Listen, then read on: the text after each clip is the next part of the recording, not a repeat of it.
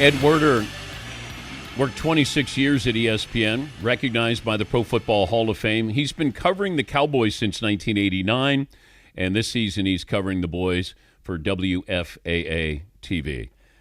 Ed Werder, Cowboy Insider, joining us on the program. What was your first impression of Jerry Jones? My first impression of Jerry Jones was formed in 1989 when I first moved to the Dallas Metroplex to cover the Cowboys for the Fort Worth Star-Telegram. He was definitely a huge personality. I didn't have a lot to compare it to at the time. I'd been covering the Denver Broncos, and Pat Bowlen was obviously maintained a different profile. But yeah, it was clear that, Jerry was somebody who could not embrace criticism, but he could withstand it. And that he was going to be a very prominent personality in the league for as long as he owned the franchise.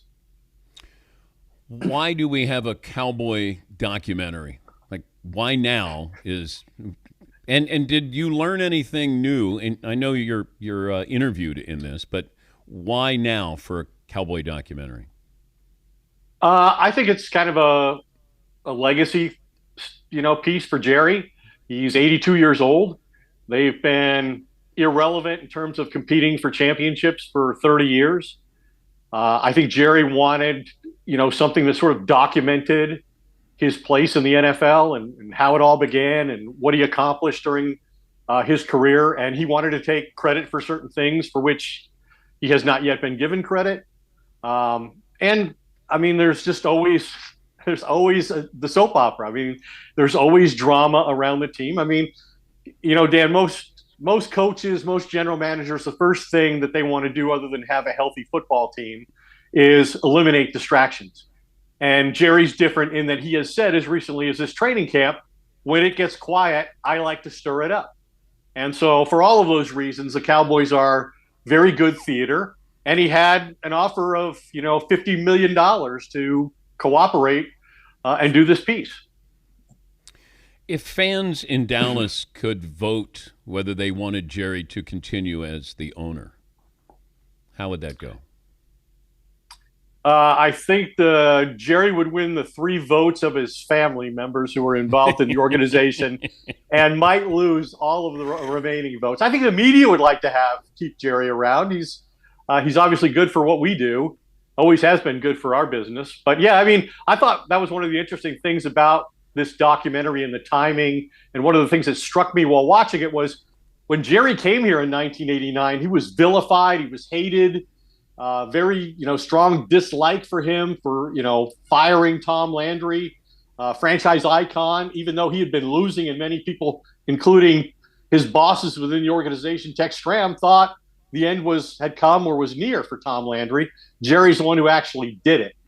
And and here we are 35 years later, and a lot of that animosity still remains toward Jerry. And I didn't know if Cowboys fans, if football fans in general, would watch this documentary just out of curiosity or to have a sense of nostalgia, or they would refuse to do so in protest over the way Jerry runs his business. Any chance that Micah Parsons' agent is the issue here in these negotiations? Look, I think that, first of all, it's not uncommon for the Cowboys to be this close to their opener and have a very prominent player unsigned. It happened last year with CeeDee Lamb. It happened with Ezekiel Elliott, who signed the week of Jason Garrett's first game of his final season. Dak Prescott was about to get on the bus to go to the stadium. If Jerry would have waited any longer to sign Dak Prescott, he would have had to have Mike McCarthy call a timeout in the first quarter. But I think I don't know that David Mulugheta is to blame specifically for this. He's had clients certainly, who have forced the issue to get the terms that they think are fair to them. And I mean, Jalen Ramsey claimed a back injury, missed 3 game checks, and ultimately got traded, which was his desire. Micah Parsons might want to follow that routine to a point. I don't think Micah Parsons wants to be traded. And I think ultimately, Dan, like both sides are complicit in where they are today. Micah Parsons was, naive to engage Jerry Jones in contract negotiations without Mulugheta, his representation, being present. And Jerry was wrong after 35 years of being a general manager to think that he could reach a binding agreement with a superstar player while his agent was not involved. We're talking to Ed Werder. He's been covering the Cowboys since 1989, working for WFAA TV in Dallas. Let's talk about the team on the field, though, because it feels like we talk about everything else on the periphery with the Cowboys. Comes down to how threatening is this team? If everybody's on the field, how good are the Cowboys? Generally speaking, when Dak Prescott has been healthy and played most or all of the season as a starting quarterback, the Cowboys have been in the playoffs. I think this is the first time in Dak's 10-year career as a Cowboys starting quarterback that they go into the season as probably the third best team in their own division. I mean, Philadelphia and Washington played in the NFC Championship game last year. The Cowboys went 1-3 against those two teams, although they didn't have Dak Prescott. I mean, Prescott's been the most dominant player in the division in the regular season. He's 33-8 against division opponents. But the division is certainly stronger now than it was early in his career. And so division championships are harder to win than when the defending Super Bowl champion is in your division and you're opening against them in less than 2 weeks. And they have a first-time, head coach in Brian Schottenheimer, who, Dan, he has two jobs this year that he didn't have a year ago. One, he's a head coach. He wasn't the head coach last year. He was the offensive coordinator, but he wasn't the play caller. Now he's the play caller and the head coach. So he's got a lot to deal with that he hasn't had to do in his previous career. And also more pressure on the Cowboys after what the Commanders have done, and they've got their quarterback. It's a young team there. Man, if they get Terry McLaurin in there, we think they're going to be formidable. The Giants, it feels like it's maybe wait till next year.